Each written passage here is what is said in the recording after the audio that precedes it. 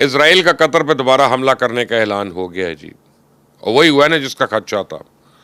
दोहा में होने वाली अरब इस्लामिक कॉन्फ्रेंस इजराइल के खिलाफ किसी फैसला को नतीजे पर पहुंचे बगैर ख़त्म हो गई, और ये कॉन्फ्रेंस इजराइल के लिए कोई मुतफ़िका सज़ा भी नहीं तजवीज़ कर सकी, बल्कि इसने उल्टा आलमी बरादरी से अपील की है कि वह इजराइल को जारियत से बाज रखने के लिए मुदाखलत कर लें और नेतन्याहू को आलमी कवानीन की पासदारी पर मजबूर करें। तो आप सोशल मीडिया देखें, तमाम मुस्लिम ममालिक इस ढीले ढाले एलानिए पे तनकीद कर रहे हैं। लोगों को तवक्को थी कि इस्लामी ममालिक इस मौके को गनीमत समझेंगे और सिक्योरिटी के लिए अपना कोई मुश्तरका दिफाई निज़ाम तश्कील देने का ऐलान करेंगे, और नहीं तो कम अज़ कम इसराइल के साथ सफारती और तजारती ताल्लुकात ख़त्म करने का ऐलान करेंगे। लेकिन ऐसा तो कुछ भी नहीं हुआ, और इस ढीले ढाले एहतजाज का नतीजा ये निकला कि शैतान नेतन्याहू ने अपनी नापाक ज़ुबान से एक बार फिर पाकिस्तान को धमकी दी है। इस कमीने ने दोबारा बिन लादेन की मिसाल देते हुए कहा कि पाकिस्तान और अफगानिस्तान जैसे जो मुल्क दहशतगर्दों को पनाह देते हैं, इनकी कोई खुद मुख्तारी नहीं होती। यही नहीं, बल्कि इसने कतर पर दोबारा हमले का ऐलान भी कर दिया। मैं आपको बताऊं कि अरब वर्ल्ड का ये असल मुखमसा यही है कि एक तरफ मसाइल का ज़िम्मेदार अमेरिका को समझती है, और दूसरी तरफ मसाइल के हल के लिए भी अमेरिका की तरफ ही देखना है उसने। ये लोग जब तक इस मखमसे से बाहर नहीं आएंगे तब तक तो परेशानी का शिकार रहेंगे।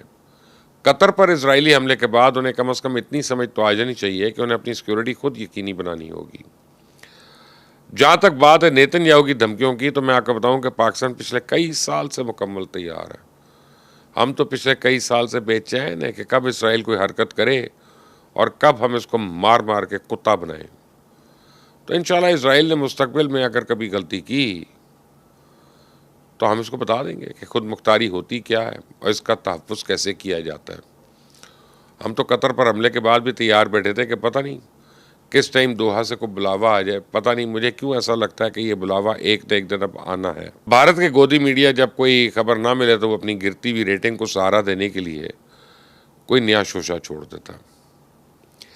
ये ऐसी ऐसी कहानियाँ घड़ लेते हैं कि शैतान भी सुने तो शर्मा आ जाए। आजकल चूँकि गोदी मीडिया के पास कहने को कुछ नहीं है, कोई इशू नहीं है, कोई मसालेदार खबर नहीं है, लिहाजा अब इसने डॉक्टर जाकिर नाइक के मुतल्लिक खबर उड़ा दी है कि उनको एड्स का मर्ज लाहक हो गया। तो इंडियन सोशल मीडिया पिछले कई रोज़ से दावा कर रहा था, लेकिन मैंने ये खबर आपके लिए इसलिए शेयर नहीं की थी क्योंकि इसकी कहीं से कोई तस्दीक नहीं हो रही थी।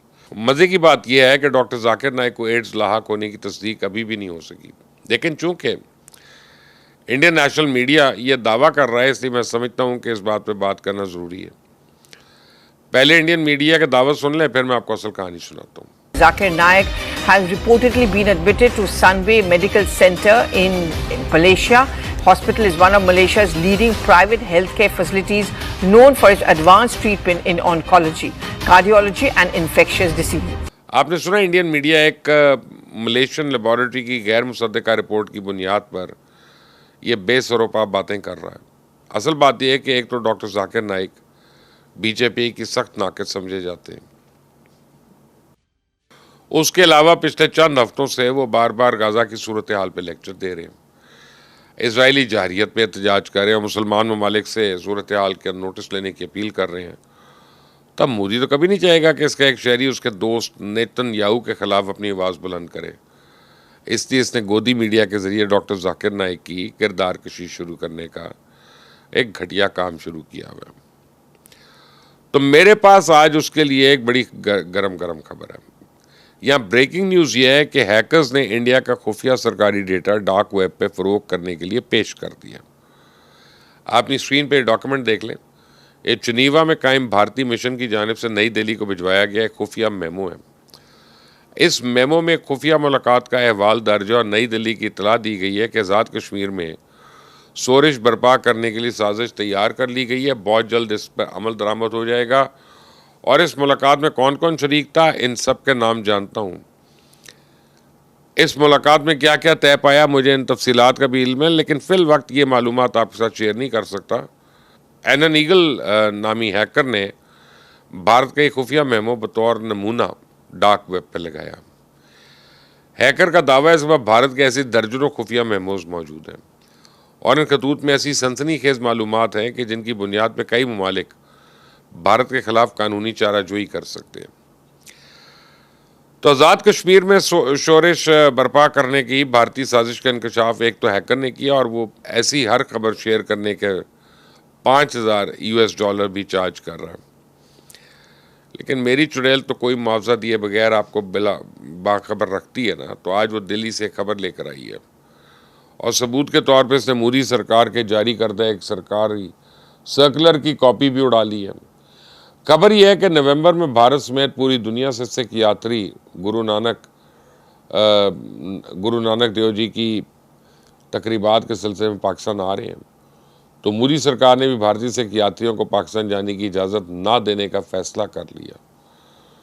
पंजाब, हरियाणा, मकबूजा कश्मीर, उत्तराखंड, उत्तर प्रदेश और दिल्ली की हुकूमतों को एक ख़त के ज़रिए हिदायत की गई है कि आप सिख यात्रियों की दोबारा या दौरा पाकिस्तान की हौसला शिकनी करें। अगर कोई सिख ऑर्गेनाइजेशन यात्रा के लिए पाकिस्तान जाने की इजाज़त तलब करें तो बिला सोचो समझे इनकी दरख्वास्त मुस्तरद कर दें। तीसरी और आखिरी सनसनीखेज खबर यह है कि भारतीय खुफिया एजेंसी रॉ अफगानिस्तान में भी कत्लो गारत कर रही है और उसकी साजिश के ताने बाने बुन रही है।